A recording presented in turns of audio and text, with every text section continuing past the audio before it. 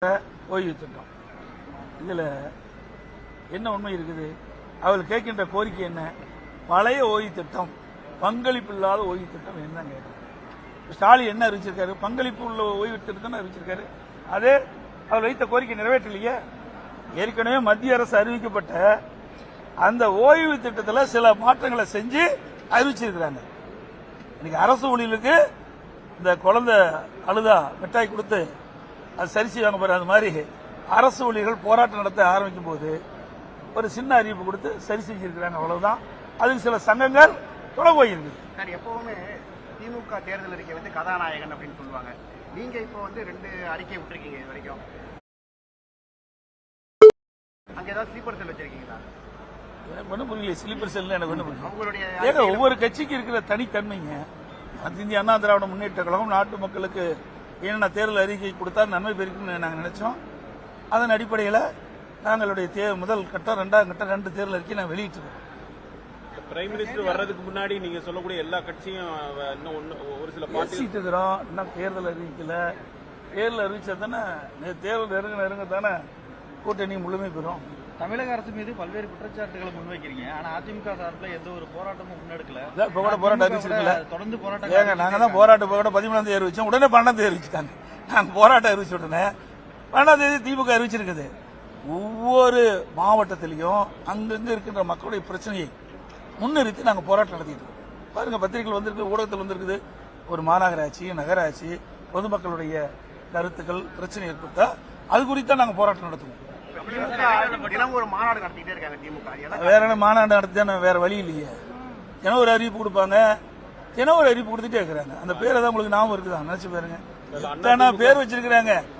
பேர் வைப்பதற்கு நோபல் பரிசு கொடுக்கணும்னா ஸ்டாலின் கொடுத்தா பொருத்தமா இருக்கு. தினம் ஒரு பேரு, ஒரு போட்டோ ஷூட் உங்க பத்திரிகையில ஊடகத்தையும் அதை வெளிப்படுத்துவீங்க. அதோட எனக்கு முடிஞ்சு போச்சு. செய்தியாளர் தாக்கப்பட்டிருக்காங்க. ஆனா அந்த செய்தியாளர் மீது வந்து போலீஸ் வந்து வழக்கு பதிவு செஞ்சிருக்காங்க. அதான் ஸ்டாலின் அரசாங்கம். அதாங்க ஸ்டாலின் அரசாங்கம். அதுதான் நீங்க துணை நிக்கிறீங்க. எங்களை போட இருக்கிற கட்சிக்கு துணை நிக்கிறீங்களா? இன்னைக்கு ஒரு மோசமான கட்சிக்கு துணை இருப்பதனாலதான் இப்படிப்பட்ட நிகழ்வு நடக்குது. வந்து நீங்க உணருங்க. இதே அனைத்து இந்திய அண்ணா திராவிட முன்னேற்ற கழக அரசு இருந்தது. நானும் 4 வருஷம் நடிக்கல. அப்போ என்னை பித்தே விமர்சனம் பண்றீங்க, எங்க கட்சி பித்தே விமர்சனம் பண்றீங்களா ஒழிய திமுகவில் நடக்கின்ற பிரச்சனை பற்றி ஏதாவது விமர்சனம் செய்யறீங்களா? திமுகவில் நடைபெறுகின்ற ஊழல்களை பற்றி எவ்வளவு ஊழல்கள் எதையாவது ஒரு வாதம் பண்ண வைக்கிறீங்களா? பத்திரிகையாளர் ஊழல் நபர்கள் நடுநிலையோடு சிந்திச்சு பாருங்க. இப்படி இவர்களை நீங்க தாங்கி பிடிக்கிற காரணத்தினாலதான் ஒரு சர்வாதிகாரம் போல் நடந்துட்டு இருக்காரு. யாரையும் மதிப்பது கிடையாது. நிருபர்களை தாக்குறாங்கன்னா காரணம் என்ன? நிருபர்களை தாக்கினா இவளுக்கு ஏதாவது பாதிப்பு ஏற்படும் என்று நினைச்சிருந்தா ஒரு நிருபர்கள் வந்து நாட்டு மக்களுக்கு ஒரு நடுநிலையோடு செய்தி கொண்டு சேருவதுதான் ஊடகத்தின் இடமா. அதை கூட மதிக்கலையே. அதுக்கு காரணமே நீங்களே சிந்திச்சு பாருங்க. அது இடைக்கால பட்ஜெட் தான், இன்றைய பட்ஜெட் தானே.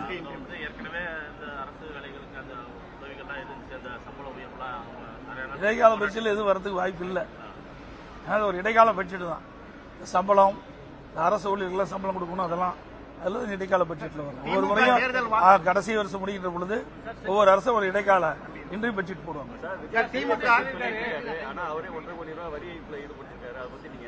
நீங்களே சொல்லிட்டீங்க, கேள்வி கேட்டீங்க, பதிலும் சொல்லிட்டீங்க.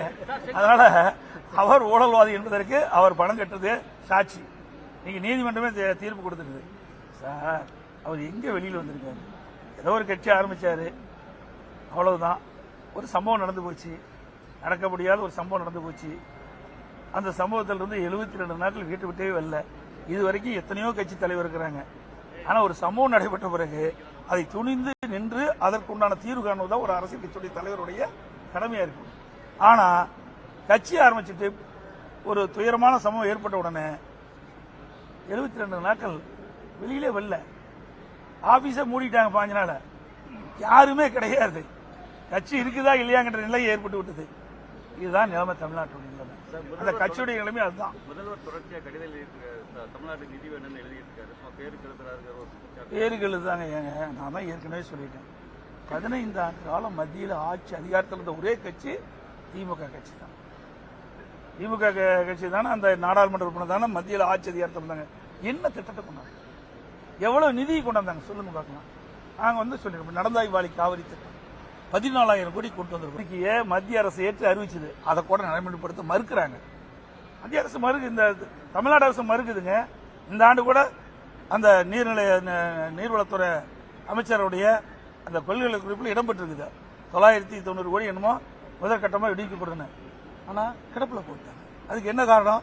அதிமுக கொண்டு வந்த அதிமுக தேர்தல் அறிக்கையில் இடம்பெற்று அதிமுக ஆட்சியில் மத்திய அரசிடமிருந்து பெறப்பட்ட திட்டம் என்ற ஒரே காரணத்திற்காக முடக்கி இருக்கிறாங்க.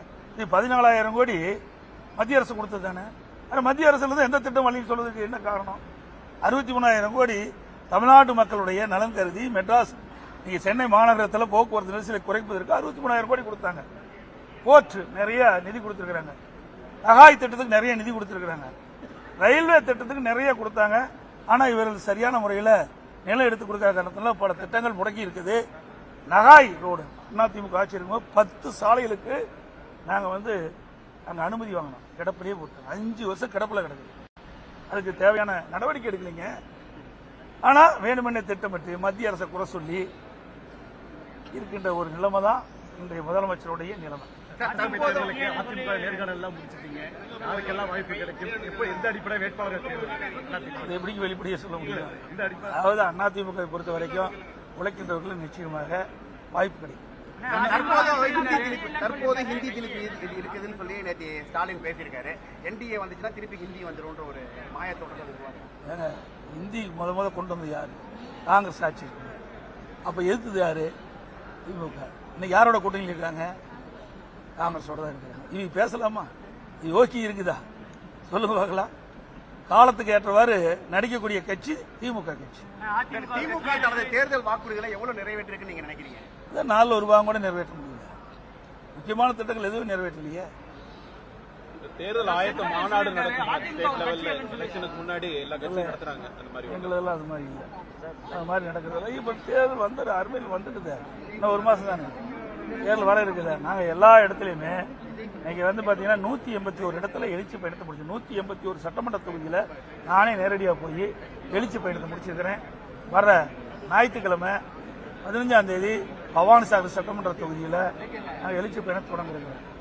அதுக்கு பிறகு சென்னையில் இருக்கிற புறநகர் பகுதியில் இருக்கின்ற திருவள்ளூர் மாவட்டம், செங்கல்பட்டு மாவட்டம் அந்த பகுதியில் இருக்கின்ற சட்டமன்ற தொகுதியில் எழுச்சி பயணத்தை மேற்கொள்ள இருக்கிறோம். மாச இறுதிக்கு